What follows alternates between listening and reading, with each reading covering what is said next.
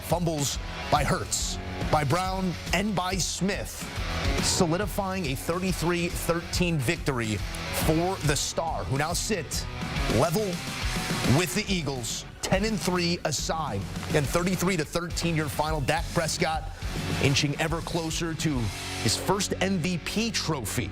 We're not going to engrave the thing just yet, but 24-39, 271, and 2 touchdowns against the Birds, well, that'll help. Back in studio, Joe Musso alongside Ryan Wilson. Ryan, this was never really in doubt. From the first drive, Dallas clear in their intentions. Your biggest takeaway on that side of this story is what? We talked about it at halftime, and this is an incredible redemption story, if you will, for Mike McCarthy, who was fired from Green Bay. You could argue that he was run out of town, took a year off, rediscovered who he wanted to be as a coach, came back and looked to be the same guy, but it feels like he has grown into that offensive coordinator role in a post-Kellen Moore world, and Dak Prescott has been the beneficiary. CeeDee Lamb has been the beneficiary. They've moved on from Zeke Elliott, and Dan Quinn, by the way, the defensive coordinator, who will have every opportunity to be a head coach probably pretty soon, has gotten the most out of that unit. So everything has come together, and they are playing the best football that I can remember a Dallas Cowboys football team doing it, and they're doing it thoroughly and consistently, and they are beating good teams badly. The big loss for them, of course, was to the 49ers. No shame in that. But when they line up and they're minimizing the mistakes and getting after it on defense, creating those turnovers, they are incredibly hard to beat, and we saw it once again tonight. Well, I'm glad you phrased it as such, because this is now a team that has hopes to do something special this season. And that's really always the hope for the Dallas Cowboys. But real hope is one thing, and that feels like where we're headed this season.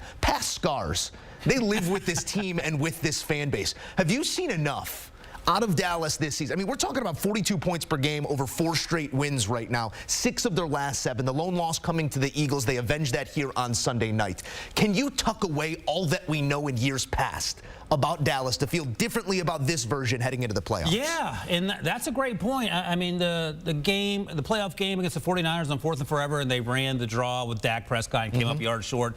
Didn't make sense as time expired. Those sort of plays have not been a part of the Cowboys' identity in 2023. It has been a lot of unbelievably consistent football, great decisions by the head coach / play caller, executed by the potential MVP in Dak Prescott, with all these skill position players around him elevating their game. We know what CeeDee Lamb can do, but at the end of this game, we saw a great catch down the sidelines by Michael Gallup.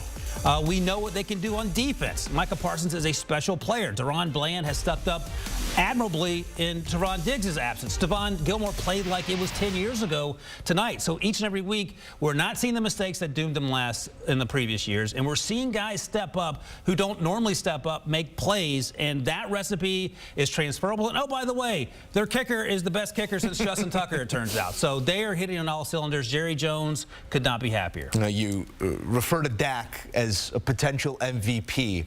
You see redemption in Mike McCarthy. I see redemption in Dak Prescott, who many things have been said about the man, but they might be saying Dak Prescott MVP at season's end.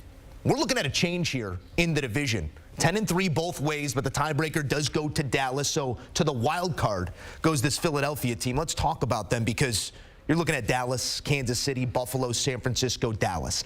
That is the gauntlet that this Philadelphia team has had to go through over these last few weeks. Not to minimize anything that Dallas just accomplished over this 60 minutes of football, but does this just look like a Philadelphia team that's out of gas right now?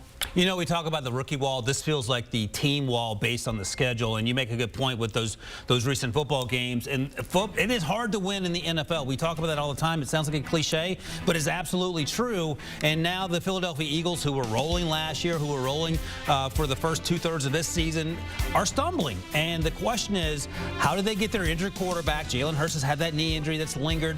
Get him back on track. When your best players at every position, Jalen Hurts, Devonta Smith, A.J. Brown, are all turning the ball over, you are not going to win football games. This defense has been beset by injuries and inconsistency. We saw that again tonight against this high-powered Cowboys offense. And I think there's certainly a path that this team is going to make the playoffs. Then the question becomes, what can they do once they get there? Because they are not playing their best football, and they haven't in a while. You could argue that Week 9 game against Dallas, they should have lost that game. Dallas gave it to them in the end, and they have struggled, and there's no other way about it. They're not scoring points like they once did. They lost both coordinators coordinators on both sides of the ball, Shane Steichen and Jonathan Gannon, and it showed up in terms of the consistency that we've seen in recent years. So as we sit here, they're the 5th seed, and earlier this afternoon we said, oh, Tampa Bay as the 4th seed is hilarious. They don't want to play Dallas as the 5th seed. Now they're going to host Philadelphia, and you don't feel quite so terrible about it should the season have ended today and they have to do that matchup. That's where the Eagles are right now. That doesn't mean it can't change, but they don't feel like the team that was so dominant a year ago. Jalen Hurts in this game, 19 of 27 for a $197, didn't touch the end zone. What are you seeing out of Hurts lately? Because there's been a lot of talk about lingering injury. It looks like everything hurts right now. And yes, in the middle of the season, everybody's dealing with something. But in orchestrating this offense, some things have been said, some wild things have been said over this last week about Jalen Hurts and the Philadelphia offense. Right. Where is the inefficiency? Because that's the guy. We've seen him lead a next to undefeated team 2 consecutive seasons, but it's just not adding up right now. Here's why I start the conversation. Whenever a good player is playing below the standard we usually expect, I wonder in the back of my mind if it's injury related. And we know that Jalen has the knee injury. Last week he was evaluated for concussion. He came back into that game, so potentially he's fine there. But his game is what? Being tough, running the ball, and then making plays with his legs, and then occasionally making those deep ball throws. And we have not seen that consistently. Last week, he looked out of sorts. He didn't have Dallas Goedert, by the way, for the last few games. He relies on that tight end.